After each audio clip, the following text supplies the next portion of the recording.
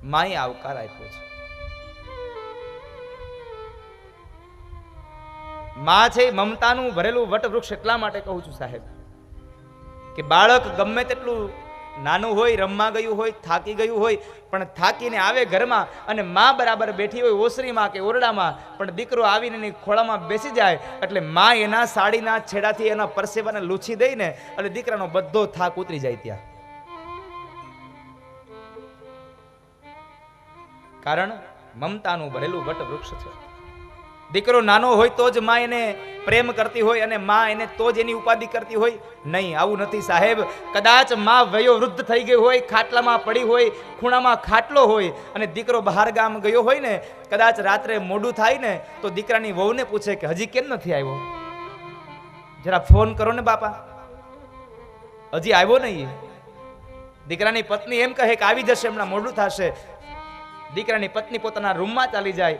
એ કદાચ મોડો આવે તો દીકરાની પત્ની સૂઈ જાય, પણ અહીંયા ખૂણામાં પડેલી ખાટલામાં સૂતેલી માં આમથી આમ પડખા ફરે અને વારંવાર દરવાજા સામું જોવે કે હમણાં મારો દીકરો આવશે, હમણાં મારો દીકરો આવશે. એ ઘરડી માને નિંદ્રા ન આવે, કારણ મારો દીકરો હજી બહાર ગયો છે, મારો દીકરો બહાર ગામ ગયો છે, એને નિંદ્રા ન આવે સાહેબ. માં જેવું પાત્ર જગતમાં સાહેબ બીજું કોઈ છે જ નહીં. માઈ તો માં છે, બીજા બધાય વગડાના વા છે. એટલે તો કહેવું ગમે કે બધા મરજો પણ કોઈની માં ન મરશો. માં કોઈની મરશો માં. બધા મરજો પણ માં કોઈની મરશો માં.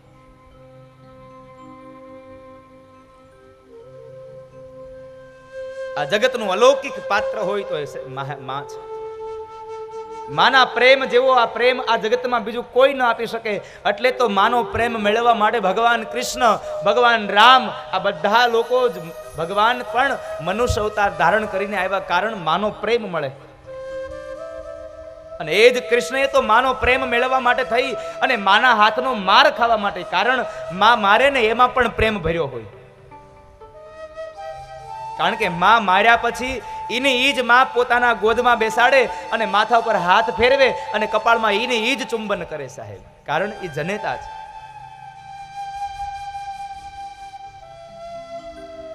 પણ સમય પરિવર્તિત થયો છે. અત્યારનો યુવાન પત્ની મળી જાય, સારી નોકરી મળી જાય, સારું સંતાન મળી જાય એટલે પછી મા બાપને ભૂલી જાય છે. મા બાપ ભૂલાઈ જાય છે. અત્યારના કોઈ પણ યુવાનની એ પત્નીને પોતાના ઘરડા સાસુ સસરા પોતાની ભોગા પોસાતા નથી સાહેબ.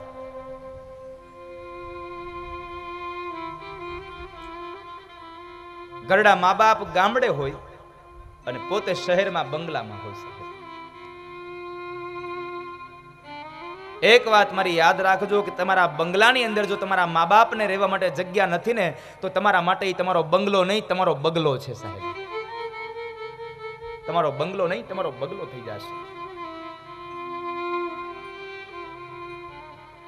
બહુ સીધી વાત છે. તમે મંદિર ગમે તેટલું મોટું બનાવો પણ જ્યાં સુધી મંદિરમાં ભગવાનની મૂર્તિઓ ન હોય ને ત્યાં સુધી મંદિરની કિંમત નહીં થાય. એમ તમારું મકાન ગમે તેટલું મોટું હશે પણ જ્યાં સુધી તમારા ઘરડા મા બાપ તમારા મંદિરમાં તમારા ઘરમાં નહીં હોય ત્યાં સુધી તમારા મકાનની કોઈ કિંમત નહીં થાય.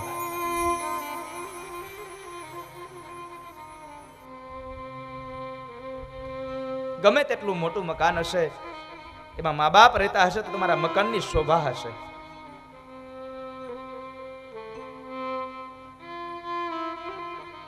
મા બાપની સેવા કરજો.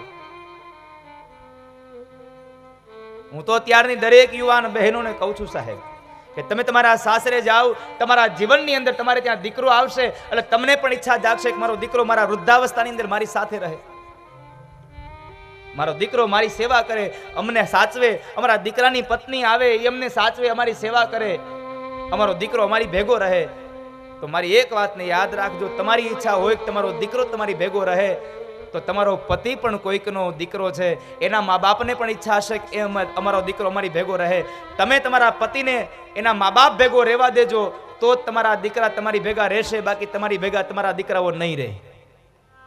તમે જો તમારા પતિને એના મા બાપ ભેગો નહીં રહેવા દો, તો તમારા દીકરાઓ પણ વૃદ્ધાવસ્થામાં તમારી સાથે નહીં રહે.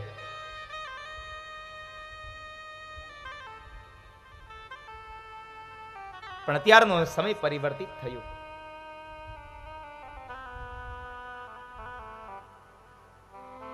એકાદ વર્ષ લગ્નને થાય, 2 વર્ષ થાય એટલે નોખો થઈ જાય. શા માટે?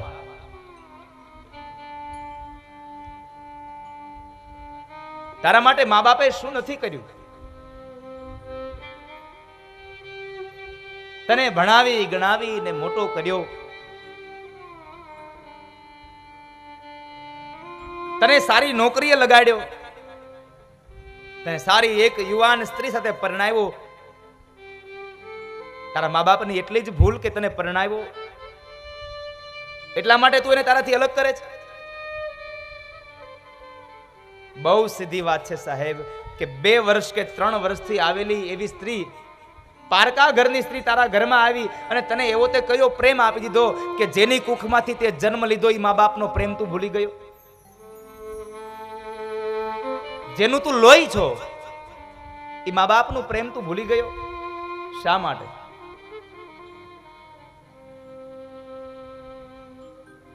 જ્યારે દીકરો માથી અલગ થાય ને, ત્યારે એ વેદના માને ખબર હોય, દીકરાની પત્નીને નહીં સાહેબ. જ્યારે યુવાન દીકરો હોય, જ્યારે ભણવા જતો હોય અથવા તો કોઈ વ્યવસાય માટે બહાર ગામ જતો હોય ને, ત્યારે પણ એ માની આંખ રડતી હોય છે, કારણ મારો દીકરો મારાથી અળગો થઈ રહ્યો છે, મારાથી મારો દીકરો અળગો થાય છે. એની આંખમાં અશ્રુની ધારાઓ વહેતી હોય છે.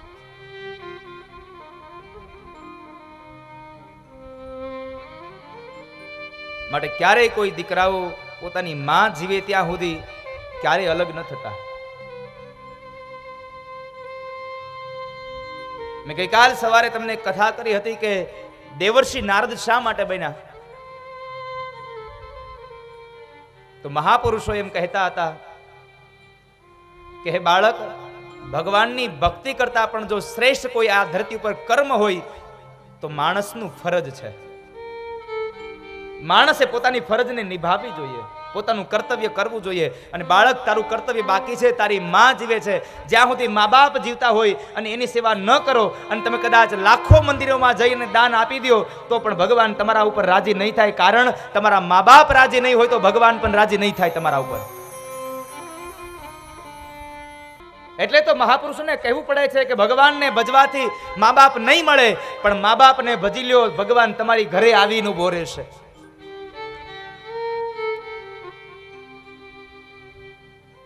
માટે તમે ઈશ્વરને ભજો કે ન ભજો, તમારા મા બાપની સેવા કરજો. 68 તીર્થ તમારા મા બાપના ચરણોમાં, તમારા ઘરમાં છે. તમારે જાત્રા કરવા જવાની જરૂર નથી, બસ એ મા બાપને પરિક્રમા કરી લ્યો, તમે 68 તીર્થોની યાત્રા કર્યાનું પુણ્ય તમને પ્રાપ્ત થઈ જશે. માટે મા બાપની સેવા કરજો.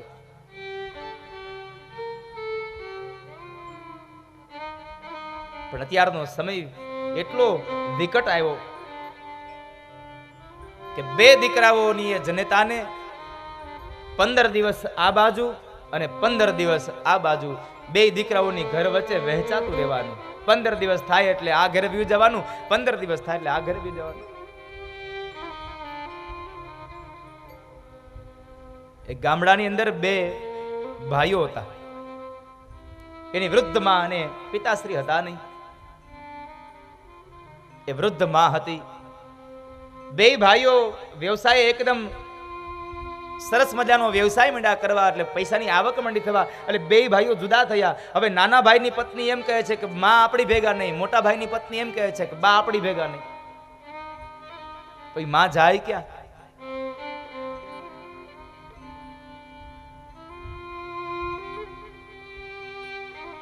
મોટા ભાઈ, નાનો ભાઈ, 2ની પત્નીઓ માં બધા બેઠા છે ને ત્યારે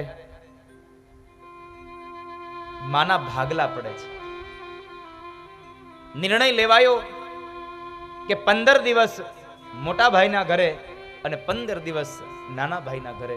માએ બે ભાઈઓને આજીજી કરે છે કે દીકરાઓ તમે બે ભેગા રહ્યો ને, મારે તમારા બેમાંથી એકયથી અળગું નથી થવું, મારે તમારે બેયની સાથે રહેવું છે. છતાં પણ બે ભાઈઓ ન સમજ્યા, અલગ થયા, જુદા થયા. અને એ જુદા થયા માને બે ભાઈઓની વચ્ચે વહેંચતા જાય છે. 15 દિવસ અહીંયા, 15 દિવસ અહીંયા. નક્કી થયું કે અંજવાળિયું પક્ષ છે એકમથી પૂનમ એ મોટા દીકરાની ઘરે, અને અંધારિયા પક્ષમાં એકમથી અમાસ એ નાના દીકરાની ઘરે. માનું અસ્તિત્વ શું છે હું તમને સમજાવી રહ્યો છું. દરેક પરિસ્થિતિમાં પોતાના બાળકોનું હિત ઈચ્છે ને સાહેબ, એ આ જગતની જનેતાઓ છે. કોઈ પણ પરિસ્થિતિ હોય, ગમે તેવો સમય હોય, છતાં પણ પોતાના બાળકો વિશે ક્યારેય એના મનમાંથી એવો ખરાબ ભાવ ન નીકળે. એના દીકરાઓને કોઈ કહીને જાય આવું એ જનતાઓને ન ગમે.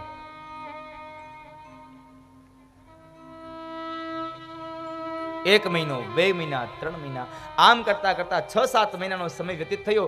અને એમાં બરાબર મોટા ભાઈના ઘરે માં હતા. એકમથી પૂનમ હતી, એટલે પૂનમના દિવસે બરાબર મોટો ભાઈ અને બીજા દિવસની સવારે નાના ભાઈને ઘરે મૂકવા જાય છે. નાના ભાઈની ઘરે જ્યાં મૂકવા જાય છે, નાનો ભાઈ કહે છે કે એ ભાઈ, હજી તો 1 દિવસની વાર છે, આજનો દી નહીં, કાલ સવારે મૂકવા આવજો. મોટો ભાઈ કહે છે, એટલે ભાઈ પૂનમ કાલે વહી ગઈ, 15 દિવસ થઈ ગયા. અરે ના ના, આજ હોતે પૂનમ છે, પણ તે જ બરાબર 2 પૂનમ હતી. 2 પૂનમ હતી, એટલે 1 પૂનમ ગઈ, એટલે બીજી પૂનમના સવારે મોટો ભાઈ નાના ભાઈની ઘરે માને મૂકવા ગયો. નાના ભાઈએ સ્પષ્ટ ના પાડી દીધી કે આજ નહીં, આવતીકાલ સવારે, આજ હજી પૂનમ છે. એટલે એની માને લઈને ઘરે આવે છે, તો એને ઘરે આવ્યો, તેની પત્ની ના પાડી, હવે નહીં હો, 15 દિવસ થઈ ગયા. હવે જનતા શું કરે સાહેબ? મોટો દીકરો કહે છે, માં મારી પત્ની ના પાડે છે, હવે આજનો દિવસ તારે બહાર રહેવું પડશે. 2 ભાઈઓના મકાનની વચ્ચે એક ઓટલો છે, અને એ ઓટલા ઉપર એ જનતા આખો દિવસ બેસીને પોતાનો સમય જતાવ્યા છે. સાંજનો સમય થયો, એ જનતા ઓટલા ઉપર સૂતી છે. મોડી રાત થઈ, અને એમાં બરાબર પડોશમાંથી એક વ્યક્તિ ત્યાંથી પસાર થાય છે, એટલે માજીને જોઈ જાય છે.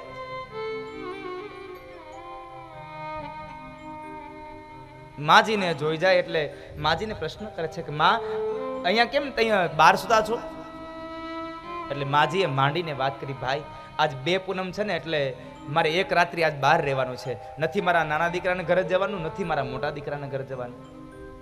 ત્યારે પડોશમાં રહેલો એ ભાઈ યુવાન કહે છે, માં એક કામ કરો ને, તમારે જો 1 રાત્રિ રહેવાનું છે તો ઓટલે નહીં, આવો મારી ઘરે, આવો મારી ઘરે સુઈ જાઓ, અહીં બહાર ઓટલે ન સુવાય. અને ત્યારે વયો વૃદ્ધ એ જનેતા એટલું બોલે છે કે ના ભાઈ, મારે તો આજે 1 રાત્રિ કાઢવાની છે ને, હું આ રાત આ ઓટલા ઉપર કાઢી નાખીશ, કારણ હું આજે 1 રાત તારી ઘરે રોકાવા આવીશ ને, તો સમાજના લોકો એમ કહેશે કે 2 દીકરા હતા ને, છતાં પણ પાડોશીની ઘરે સુવા જવું પડ્યું. મારા દીકરાઓને કોઈ કઈ કહીને જાય ને, એ મને ન ગમે. એ જનેતાએ આખી રાત એ ઓટલા ઉપર કાઢી નાખી સાહેબ, કોઈના ઘરે ન ગઈ, કારણ મારા દીકરાઓને કોઈ કઈ કહેવું ન જોઈએ. આ જનેતાઓ છે.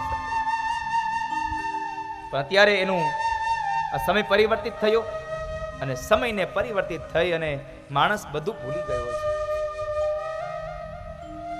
પણ હું આપને એક પ્રાર્થના કરીશું કે તમે તમારા બાળકો પાસેથી જો સેવા ચાહતા હોય તો તમે સેવા કરી લેજો, કારણ મારો પુનિત મહારાજ લખે છે,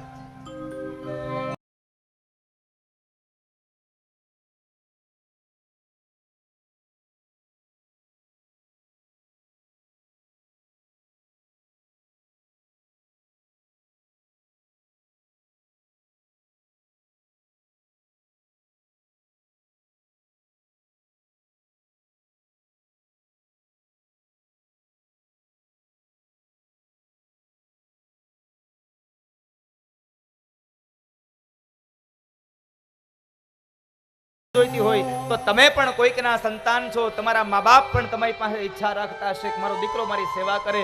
તમે સેવા કરશો તો તમારા દીકરાઓ સેવા કરશે, કારણ તમે સેવા નહીં કરી હોય તો તમારા દીકરાઓ સેવા નહીં કરે. એટલે પુનિત કહે છે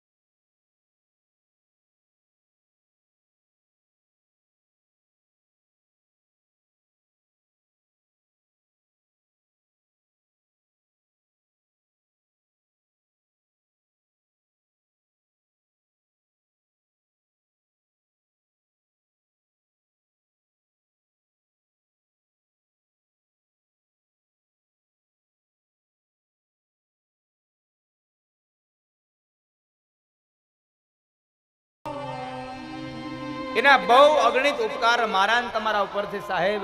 સંતાનથી જો સેવા ચાહો તો સંતાન છો સેવા કરો, નહીં તો જેવું કરશો એવું જ ભરશો. આ ભાવના કદી ભૂલશો નહીં.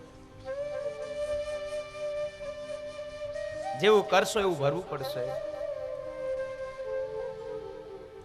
જીવનમાં ગમે તેટલું કમાવ પણ તમારા મા બાપને ન ભૂલશો ક્યારેય.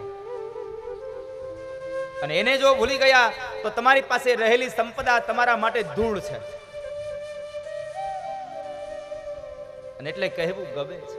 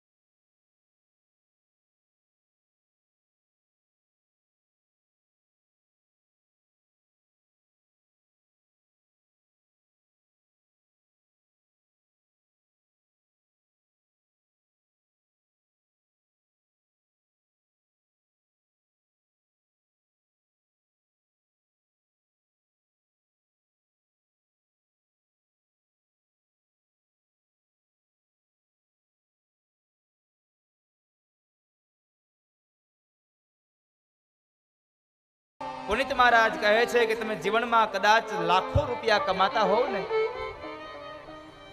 તો ભલે કમાતા હોય, પણ તમારા મા બાપ જો તમારી સંપદાથી રાજી નહીં હોય ને તો તમારી સંપદા લાખ નહીં બધી રાખ છે. તમારી સંપદા બધી રાખ છે.